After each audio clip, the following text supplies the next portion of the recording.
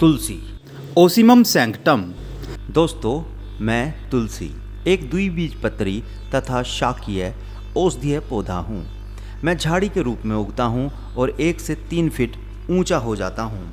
मेरे पेड़ की पत्तियाँ बैंगनी आभा वाली हल्के रोए से ढकी होती हैं। पत्तियाँ 1 से 2 इंच लंबी, सुगंधित और अंडाकार या आयताकार होती हैं। पुष्प मंजरी अति कोमल, लगभग 8 इंच लंबी तथा बहुरंगी छटाओं वाली होती है, जिस पर बैंगनी और गुलाबी आभा वाले बहुत छोटे हृदय के आकार के पुष्प चक्रों में लगे होते हैं। बीज चपटे पीत वर्ण के छोटे काले चिन्हों से युक्त अंडाकार होते हैं। मेरे नए पौधे मुख्य रूप से वर्षा ऋतु में उगते हैं और शीतकाल में फूलते हैं। मेरा पौधा सामान्य रूप से 2-3 वर्ष तक हरा बना रहता है। इसके बाद मेरी वृद्धावस्था आ जाती है। पत्ते कम और छोटे होते जाते हैं। शाखाएं सूखी दिखाई देती हैं। इस समय मेरे पौधे को हटाकर नया पौधा लगाने की आवश्यकता प्रतीत होती है। आइए जानते हैं मेरे बारे में और भी बहुत कुछ।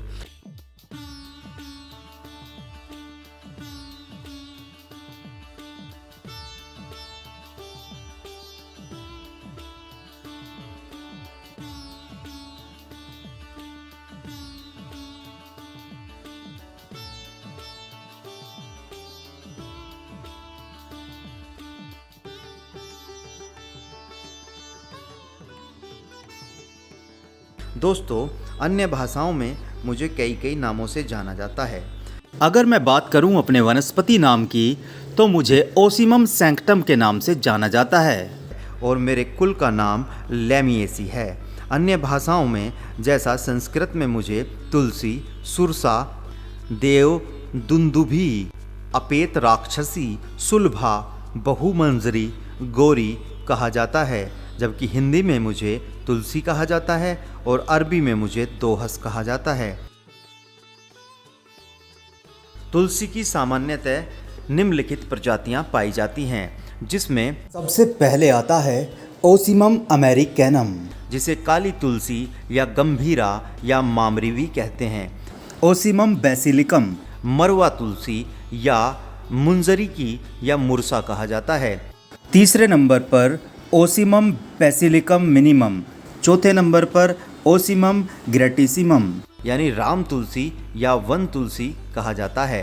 इसके बाद 5वें नंबर पर आसिमम किलिमंडचेरिकम यानी कर्पूर तुलसी के नाम से जाना जाता है।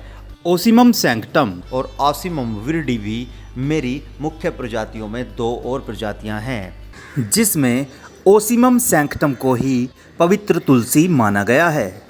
इसकी 2 प्रधान प्रजातियां हैं, श्री तुलसी जिसकी पत्तियां हरी होती हैं तथा कृष्णा तुलसी जिसकी पत्तियां नीलाभ या कुछ बैंगनी रंग की होती हैं। श्री तुलसी के पत्र तथा शाखाएं श्वेताभ होते हैं, जबकि कृष्ण तुलसी के पत्र कृष्ण रंग के होते हैं। गुण धर्म की दृष्टि से काली तुलसी को ही पवित्र और श्रेष्ठ माना गया है, परंतु अधिकांश विद्वानों का मत है दोनों ही गुणों में समान हैं।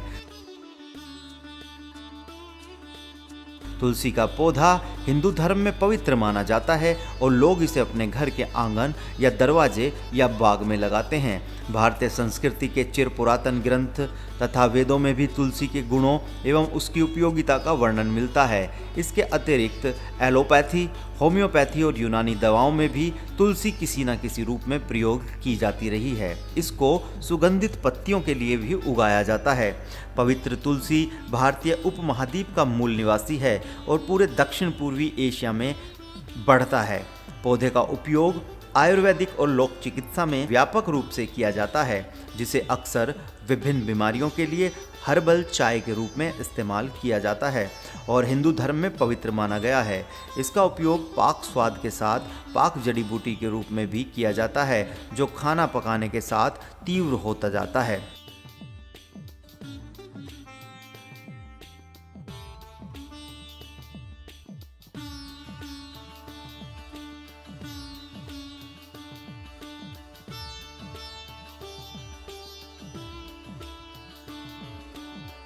रासायनिक संरचना। दोस्तों, अब तुलसी के रासायनिक संरचना के बारे में जान लेते हैं। तुलसी में अनेक जैव सक्रिय रसायन पाए जाते हैं। जिसमें ट्रेनिन, सेवोनिन, ग्लाइकोसाइड और एल्केलाइड्स प्रमुख हैं। अभी भी पूरी तरह से इसका विश्लेषण नहीं हो पाया है। प्रमुख सक्रिय तत्व हैं इस प्रकार का पीला उड़नशील तेल, जिसकी मात्रा संगठन, स्थान व समय के अनुसार अदलते बदलते रहते हैं।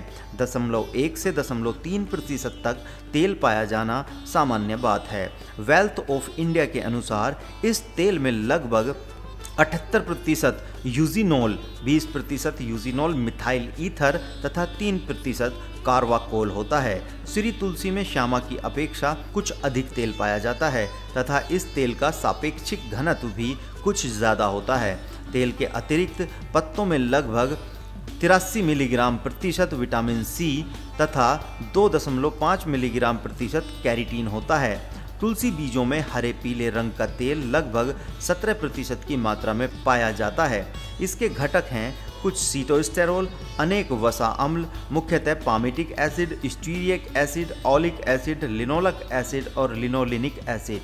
तेल के अलावा बीजों में श्लेष्मक प्रचुर मात्रा में पाया जाता है। इस म्यूसिलेज के घटक पेंटोज, हेक्सोज, यूरेनिक अम्ल और राख लगभग 2% होती है। तुलसी का औषधीय महत्व। तो दोस्तों आइए जानते हैं तुलसी के औषधीय महत्व के बारे में। भारतीय संस्कृति में तुलसी को पूजनीय माना जाता है। धार्मिक महत्व होने के साथ साथ तुलसी औषधीय गुणों से भी भरपूर है। आयुर्वेद में तो तुलसी को उसके औषधीय गुणों के कारण विशेष महत्व दिया गया है। तुलसी ऐसी औषधि है जो ज़्यादातर बीमारियों में काम करती है। इसका उपयोग सर्दी, जुकाम, खांसी, दांत रोग, श्वास संबंधी रोगों के लिए फ़ायदेमंद माना जाता है। दिमाग के लिए फ़ायदेमंद है। सिर के दर्द से आराम दिलाती है। रतौंधी में लाभकारी है।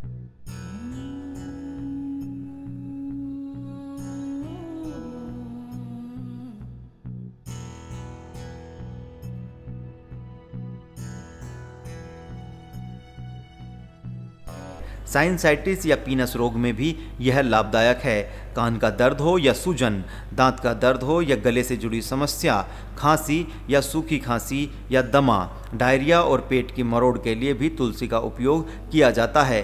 अपच से आराम दिलाने वाली होती है तुलसी। मूत्र में जलन से आराम देती है। पीलिए में लाभकारी है। पथरी दूर करने में भी है फायदेमंद। डिलीवरी के बाद होने वाले दर्द से आराम दिलाने के लिए डिलीवरी करने वाली माँओं को तुलसी दी जाती है। यह नपुंसकता में भी एक लाभकारी औषधि है दोस्तों। कुष्ठ रोग हो या त्वचा के दूसरे रोगों में तुलसी का रस काम में लिया जाता है। सफ़ेद दाग दूर करने में तथा शरीर की रोग प्रतिरोधक क्षमता यानी इम्यूनिटी बढ़ाने में भी तुलसी एक मददगार पौधा साबित हुआ है। मलेरिया में भी तुलसी का इस्तेमाल किया जा सकता है। टाइफाइड और बुखार में बहुत आरामदायक है तुलसी के पत्ते। दाद हो या खाज खुजली, मासिक धर्म की अनियमितता हो या सांसों की दुर्गंध, चोट लगी हो शरीर पर, तो तुलसी कर सकती है सबको ठीक। तुलसी का उपयोग चेहरे पर निखार लाने के लिए भी किया जाता है। आपके तनाव का स्रोत हो सकता है रासायनिक, शारीरिक, संक्रामक और भावुक। शारीरिक तनाव के मामले में पवित्र तुलसी को पशुओं में धीरज बढ़ाने के लिए जाना जाता है। जिन जानवरों में पवित्र तुलसी का पत्ता अर्क था और जो पर्यावरण प्रेरित तनाव परिदृश्यों से गुजरे थे, उनमें निम्नलिखित लक्षण पाए गए। तैराकी के समय में सुधार, कम ऊतक क्षति, निचले वातावरण में तनाव का स्तर, मानव और पशु अध्ययन में कमी देखी गई। Journal of Ayurvedic and integrative medicine के अनुसार पवित्र तुलसी में डायजेपाम और एंटी डिप्रेसेंट दवाओं की तुलना में अवसाद रोधी और चिंता विरोधी गुण होते हैं। इन अध्ययनों ने पत्तियों की जांच की। एक अध्ययन में पाया गया है कि जिन लोगों ने प्रत्येक दिन 500 मिलीग्राम पवित्र तुलसी का अर्क लिया, वे कम चिंतित, तनावग्रस्त और उदास महसूस पाए गए। लोगों ने अपने आप को अधिक सामाजिक और नैतिक भी महसूस किया। आयुर्वेद चिकित्सा पत्तियों का उपयोग करके चाय के रूप में पवित्र तुलसी पीने की सलाह देता है। चूँकि यह कैफीन मुक्त है, यह ठीक है और यहाँ तक कि दैनिक पीने की भी सिफारिश की गई है। चाय पीने का कार्य अनुष्ठानिक हो सकता है और योग के रूप में शांत हो सकता है। यह स्पष्ट विचारों, विश्राम, कल्याण की भावना को बढ़ावा देता है। लेकिन अगर आपके कप में तुलसी का कड़वा और मसालेदार स्वाद नहीं है, तो गोली के रूप में या शराब निकालने के लिए एक पूरक उपलब्ध है। प्राकृतिक रूप में यह जड़ी बूटी लेने पर संदूषण का खतरा बहुत कम रहता है। मृत्यु के समय तुलसी के पत्तों का महत्व।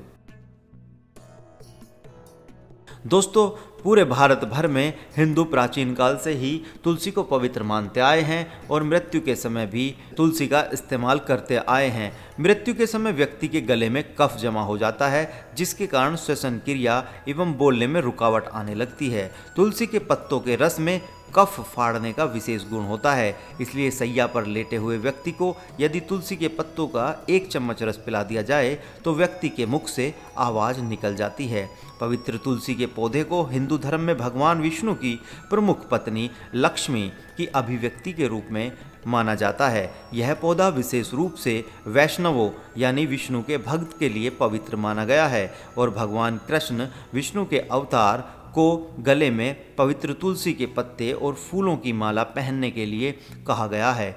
पौधे को कई हिंदू घरों में उगाया जाता है। अक्सर आंगन में एक समर्पित 4 तरफा संरचना में पवित्र तुलसी के पौधे की उपस्थिति से माना जाता है कि वे धर्मनिष्ठा बढ़ाते हैं, ध्यान बढ़ाते हैं और रक्षा करते हैं। भक्त आमतौर पर सुबह और शाम को मंत्रोच्चार के साथ पूजा करते हैं और फूलों, धूप, गंगा के जल और प्रसाद के साथ मंगलवार और शुक्रवार को विशेष रूप से पवित्र माने जाते हैं।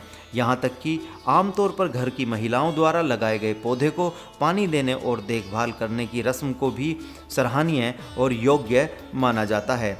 पवित्र तुलसी की खेती कई मंदिरों में की जाती है और मरने वाले पौधे की लकड़ी के तने का उपयोग पवित्र जाप माला बनाने के लिए किया जाता है। हिंदू शादी के समय मौसम की शुरुआत तुलसी विवाह के रूप में की जाती है, जिनमें घर और मंदिरों में विष्णु को पवित्र तुलसी समर्पित की जाती है। पत्तियों के साथ जल को अक्सर उनकी आत्माओं को ऊंचा करने में मदद करने के लिए मरने के लिए दिया जाता है और अंतिम संस्कार की चीड़ियों को आमतौर पर पवित्र तुलसी टहनियों के साथ लगाया जाता है, इस आशा के साथ कि मृतक मोक्ष प्राप्त करेगा और पुनर्जन्म के चक्र से मुक्त हो जाएगा। तुलसी विवाह क्यों होता है इस दिन? कैसे शुरू हुई ये परंपरा? दोस्तों, आपने तुलसी विवाह के बारे में जरूर सुना होगा। आइए बात करते हैं कैसे हुई इसकी शुरुआत। देव उठनी एकादशी यानी कार्तिक महीने के शुक्ल पक्ष की एकादशी पर तुलसी और भगवान सालग्राम का विवाह किया जाता है। ऐसा करने से भगवान विष्णु और लक्ष्मी जी प्रसन्न होते हैं, क्योंकि पद्म पुराण के अनुसार तुलसी जी लक्ष्मी जी का ही रूप हैं और भगवान विष्णु ने सालग्राम का रूप लिया था। ऐसा क्यों हुआ? इसके पीछे ब्रह्म वैवर्त पुराण में एक कथा है। तुलसी और सालग्राम विवाह करवाने से घर में समृद्धि और सुख बढ़ता है, इसलिए सनातन धर्म में देवी तुलसी और भगवान सालग्राम के विवाह की परंपरा है। क्यों शुरू हुई यह परंपरा? ये एक कथा है। ब्रह्म वैवर्त पुराण के अनुसार तुलसी शंखचूड़ नाम के असुर की पत्नी थी। तुलसी के सतीत्व के कारण देवता शंखचूड़ को नहीं मार सकते थे, तो भगवान विष्णु ने शंखचूड़ का रूप बनाकर तुलसी का सतीत्व भंग कर दिया। इसके बाद भगवान शिव ने शंखचूड़ को मार दिया। जब तुलसी को यह बात पता चली तो उसने भगवान विष्णु को पत्थर बन जाने का श्राप दे दिया। भगवान ने तुलसी के श्राप को स्वीकार किया और कहा कि तुम पृथ्वी पर पौधे व नदी के रूप में रहोगी। पृथ्वी के लोग तुम्हारा और मेरा विवाह करवाकर पुण्य लाभ अर्जित करेंगे। मान्यता के अनुसार तुलसी नेपाल की गंडकी और पौधे के रूप में है और गंडकी नदी में पाई जाने वाली शालिग्राम शिला को ही भगवान विष्णु माना जाता है। हर साल धर्म में आस्था रखने वाले लोग देवउठनी एकादशी पर तुलसी शालिग्राम विवाह कर धर्म लाभ लेते हैं। ऐसी मान्यता है। तुलसी विवाह के संकल्प और उसे पूरा करने से व्यक्ति सुखी और समृद्ध होता है। तो दोस्तों, आपने मेरे यानी तुलसी के आर्थिक, सामाजिक, भौतिक और धार्मिक लाभों के बारे में जाना और साथ ही साथ तुलसी की टैक्सोनॉमी और साइंटिफिक बातें भी हमने आप लोगों को बताई।